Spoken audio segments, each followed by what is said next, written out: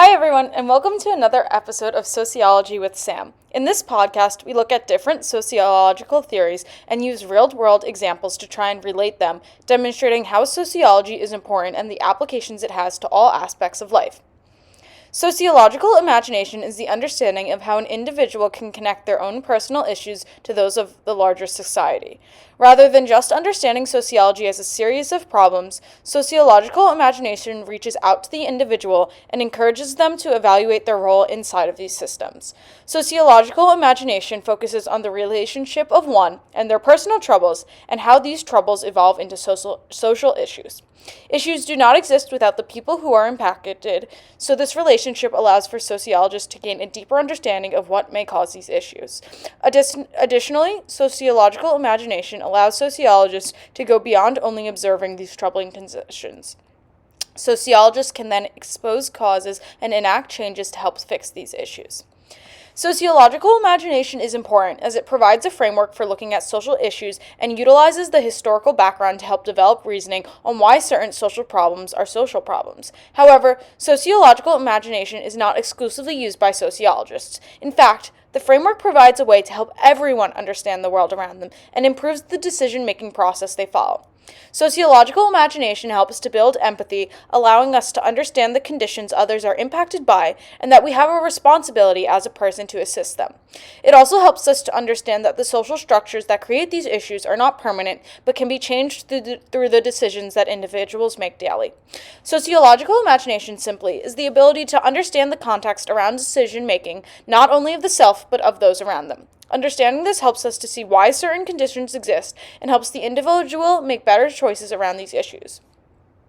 Sociological imagination helps us understand how to make decisions on social issues, but how do personal troubles become social issues that require decisions we can evaluate empathetically on? For this, we will look at framework developed by Joel Best as outlined in his book Social Problems, specifically the third edition. Best's basic model of the social process is that there are 6 steps: claims making, media coverage, public reaction, policy making, social problems work, and policy outcomes. At each stage, social issues are addressed and modified in an attempt by sociologists to understand what does or does not become a social problem. It is important to note that Best emphasizes that although these stages are first shown as discrete steps, in real life they function interconnectedly. The steps in the social problem process can occur cyclically as well as cross over to one another. At each step, changes are being made that then prove to modify and interact with every other step. For example, media coverage influences the public reaction, but also the outcome of policies implemented by social problems workers, leading to a modification of a claim. Best's framework provides a way for everyone, not just sociologists, to understand why or not an issue may become a social problem. But this stuff is sometimes confusing, especially for someone who does not have a PhD in sociology.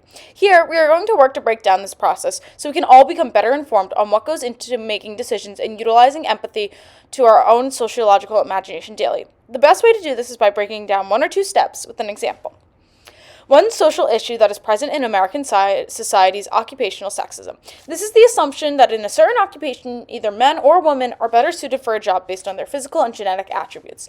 This type of sexism is prevalent even as more men and women enter fields that were dominated by the other sex, or as individuals in this field get their jobs, but they still remain facing this discrimination daily.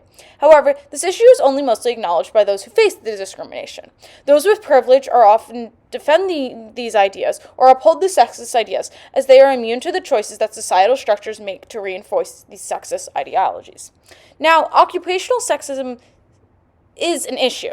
Male nurses face discrimination, as do female firefighters. However, through careful examination using the social problems process, I've concluded that society does not view this issue as a problem.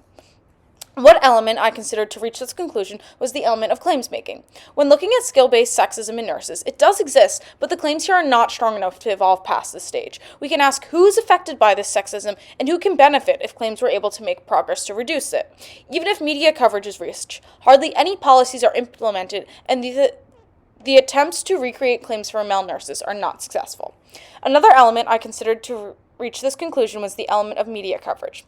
When looking at skill-based sexism in firefighters. It does exist, but the media seldom covers it unless it is a narrative and striking case. We can ask why the media is less likely to cover this type of sexism and what biases contribute to the limited selection. Even if the media does cover it, it is seldom for long enough for the social issue to develop into a problem.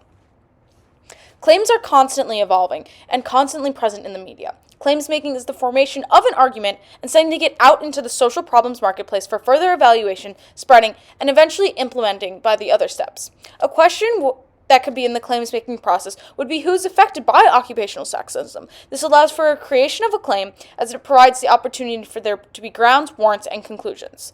We can analyze this under the viewpoint of male nurses. Grounds can be conducted showing that there are less male nurses statistically than women. The positive experiences from male nurses can also be utilized, showing that men are just as capable in this position. Warrants can be used from this point of view of all nurses, that there is a shortage of nurses overall, so by allowing anyone, regardless of gender, to be a nurse will improve patient care. Conclusions can be made under claims making that since both nurses and patients are affected by the lack of male nurses, a policy can be made to increase men in nursing, as well as recommend changes to encouraging nursing just as heavily as other professions. Since both male nurses, female nurses, doctors, and patients are affected by occupational sexism, it is present that there is an issue a claim can be made around. With rhetorical strategies established, the claim that occupational sexism affects many in healthcare practices can be made. But this claim must be modified before it is sent out. Depending on the audience, the claim must be adjusted. For female nurses, the claim can be made that having a male coworker in the same role would take stress off the job as there are more nurses. Additionally, having a male coworker is helpful. In cases such as assault or rape, a patient may prefer to have a caretaker of the same gender. If there are only female nurses, a patient who identifies as male may feel uncomfortable and not receive the optimal care. Creating a claim that centers around how male nurses can help female nurses is important. For male nurses, the claim can be modified to show the benefits. Nursing provides more direct patient care than being a doctor, which for some is more rewarding. Additionally, a nursing degree is different than a doctoral one, so men who want to help people may be better at nursing as it requires less school but still provides an opportunity to provide aid. This claim is modified to show how nursing is just as rewarding. For patients, the claim can be modified to show how both genders are good care providers. Having a male caretaker can show a new level of empathy to patients, allowing their recovery and treatment to be better. However, many claims must compete against each other. Even though claims are made about how male nurses can be beneficial, this claim is not as necessary. It loses focus as there is more attention brought to the claim of that there is a lack of nurses. Since there is little focus on skill sexism in the workplace and more emphasis on the treatments of nurses, the claim gets lost in the social problems marketplace. American culture does not accept the claim and avoids the statement of sexism in general, looking for a less in-your-face vocabulary that doesn't obviously state the issue. Counterclaims are also made that say women are more nurturing and therefore they should be nurses. Men are seen told to be more controlling and in boss-like positions, contributing to why less nurses are men. However, since the claims around occupational sexism are often ignored, even when repackaged or modified in the claims-making process, this issue is not seen as one that becomes a social problem in the claims-making stage. The media is one way for claims, especially those without insider claims makers, to gain opinions and ideas. Yet, claims are competing for media coverage along with audiences. There is a carrying capacity for media, with only so many news sources or spots in papers or on TV shows for a segment. Additionally, the news work only focuses on what is new. Claims must constantly be repackaged to fit the media, as audiences and news workers will only cover so much of one claim. An example that can be used to understand media coverage is about female firefighters. First responders overall are dominated by men. Even as more women become police officers, paramedics, and dispatch, fire continues to be dominated by men. For many, the idea remains that women are not physically strong enough, even though crews are significantly improved by having women on them as well. A question we can ask is how the media covers those who are glorified by American social structures, specifically those in a hero-like position like female firefighters. News workers select stories based on their own biases, as well as what will increase revenue for maximum coverage. They search for landmark cases, such as when a female firefighter committed suicide after experiencing discrimination on the basis of sex in her station. This case is not necessarily the only one, but garnered support for the cause. It was an iconic narrative that allowed for media coverage, hence why, for a period of time, female firefighters were in the news.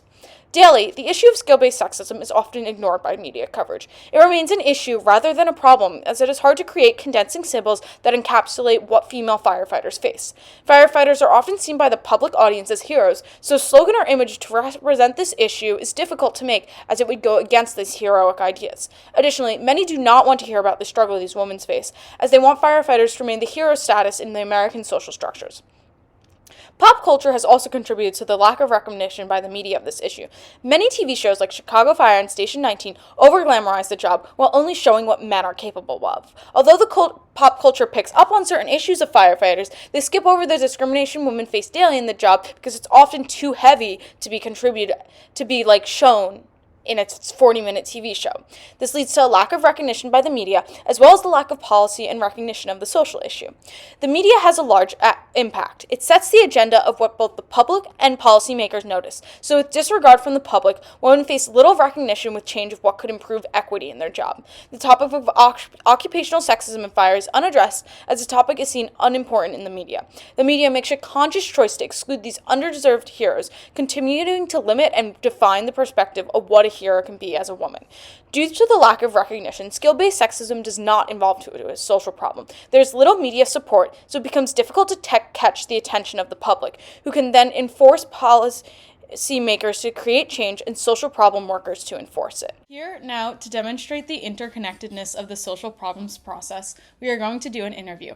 One of the components best talked about was how the social problems process is anything but linear. It is so interconnected that the steps are constantly coinciding and modifying one another.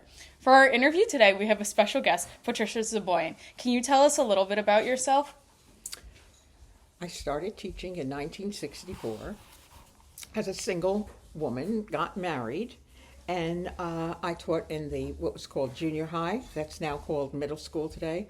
I taught in the high school most of my career, which spanned 36 years. I also was a supervisor for the school district K through 12 social studies and science. Okay, so you have a lot of experience teaching, obviously. When you were teaching, did you face any discrimination specifically towards you as a woman in the teaching environment? Absolutely. In 1964, for example, pantsuits were the vogue. We were not, as women, allowed to wear them to our teaching position, which was in the middle school. And if you did, you were sent home to change. Now, the men could wear anything they wanted, and nothing ever happened to them. Another thing is, after I got married and I was expecting my first child, as soon as I became pregnant, I had to notify the school district, which then terminated my position. Not only did they terminate my position, they also stopped my pension, and a minuscule amount of money came to my house, and I was now out of the pension system. This never happened to men. If they went, for example, to serve in the military, if they were called up to serve, they just held their teaching position for them. On the other hand, I had to wait until there was an opening to go back to my teaching position. Okay, so do you think the media has covered this issue at all? Well, I think it did at first. At first it did not, let's put it that way. But after a while, when working conditions were being discussed in the 70s, there was emphasis placed on equality, because that was a whole civil rights movement. Not only did it affect people of race, but it also affected gender positions. So yes, there was media coverage on it. And keep in mind that the teaching position was predominantly occupied by women. So as more and more men entered the field, then our perks, if you want to call it, our hospitalization became greater, and it was affected directly by more men in the teaching profession. In addition to that, many of the positions, supervisory positions, such as principals, vice principals, were all dominated by men in the 70s through the 80s, and then suddenly women began to rise in these positions. So in the school district that I once taught in, it's almost 50-50 male and female in supervisory positions. Okay. Do you think this has impacted like the viewpoint of the public? This like change, like has teaching gone more to be seen as like a female profession with supervising could be like seen as both? Well, I think in the elementary school, parents are very pleased when which is predominantly still today, dominated by female teachers. Parents are happy when their children have a male teacher in the classroom because it does show that that men and women can be put on equal par in positions. Okay. So what policies do you think have been implemented to try and reduce like occupational skill sexism, and have any of them been successful? Well, if you gradually the policies on discrimination, for example, that the state of New Jersey has put in place, where you cannot be discriminated against because of age or sex, for example. So I think the policies have made it more equal for men and women, and have moved the teaching profession in a more fairer direction. So basically, if you want to say the policies are just up to date, and that's really basically all I have to say on policies. Okay. So do you think as a teacher, or what best refers to as street level bureaucrats, you have an important role in shaping the viewpoints of students, specifically how they might become to like view like gendered roles in the workforce? Oh, definitely. Teachers, how they dress, even though dress codes are passé, can affect how students see you in a profession. I know that probably isn't acceptable for me to say, but when I started out schooling in kindergarten, all right, and that was in the 50s, my first grade teacher, Mrs. Kelly, came dressed in suits and had her nails done and her hair done. And most of the moms in my neighborhood wore house dresses. So all the kids, all the girls, I should say, wanted to dress like Mrs. Kelly. Today, the way you present yourself in a classroom, are you organized or disorganized, can impact on the way kids see the profession. But I look at teaching as a calling in the profession, that either you have fun and enjoy it, and if you do, then I highly recommend it. Okay. So do you think that over time, like as media coverage and policy evolves, not just in teaching, but in like any occupation, do you think that like skill-based sexism could be reduced? Absolutely, and I'm going to refer back to the state of New Jersey because of the policies put in place again for discrimination, also policies on hiring, looking more to have diversity in hiring practices. I believe that they have come a long way. Whether you're looking at police officers or whether you're looking at firemen and women, you will see that gender roles now are ruled out with a lot of the interviews. As a matter of fact, I believe, although I haven't been around, I've been around a long time, but recently I have not. When you fill out job applications, either they don't ask your gender or they give you the choice of not entering it.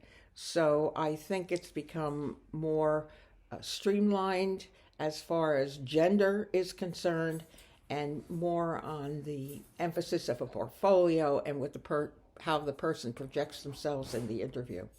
Okay, and then one more question. Who do you think would be most likely to see this as like not an issue? Who would be quick to dismiss like skill-based sexism in the workplace? I think the younger generation, because they're coming in to the workforce with all these policies in place, and therefore they would not have experienced what I experienced. So, for example, to go back and mention when I became pregnant, I had to resign. That does not happen today, and if it does, and if you belong to a union, obviously they will take it to court. If you don't belong to a union, then you have a civil action that you can file. Okay. Is there anything else you'd like to add? No, just that I think as people judge one another by what they can do, not how they look or not what their gender is, it becomes pretty open in the marketplace when you're applying for a job. By looking at these three occupations who, as Beth says, are all social problem workers, we are able to understand the social problems process when evaluating how these social problems workers deal with skill-based sexism in their daily lives. It remains an issue rather than a social problem due to the lack of overall recognition and policy change. From examining these two stages, we can conclude that although occupational sexism exists, it is not a social problem. It may one day become more of a problem, as issues often fade in and out of popularity, but for now, the condition exists and it is not a problem just yet. We are aware as a society that we could benefit from male nurses, yet claims are not made to support this cause. The grounds, warrants, and conclusions exist, but the counterclaims are stronger than any claim adjustment that is made, preventing occupational sexism for nurses to be reduced. We know that female firefighters will improve the first responder community, but the media is hesitant to cover the issue of skill-based sexism in this occupation as it distorts the image of what a hero is. Biases remain, as well as the need to continually propose a new and exciting story for audiences. From hearing about first-hand experiences, we are able to understand fully the social problems process. For teachers who are social problem workers, occupational discrimination existed. It became a relevant claim, gathering coverage during the civil rights movement from media, increasing public support. This prompted policy reform, which was enacted by administrators and teachers. This policy outcomes contributed positively, allowing for a new claim to be established that educators should not only be men and women, but men and women of different ethnicities and backgrounds to help educate a more accepting and diverse youth. But currently, skill-based sexism is not seen as widely as a social problem, only as a social issue. All of this in the social problems process is an effort to develop our sociological imagination.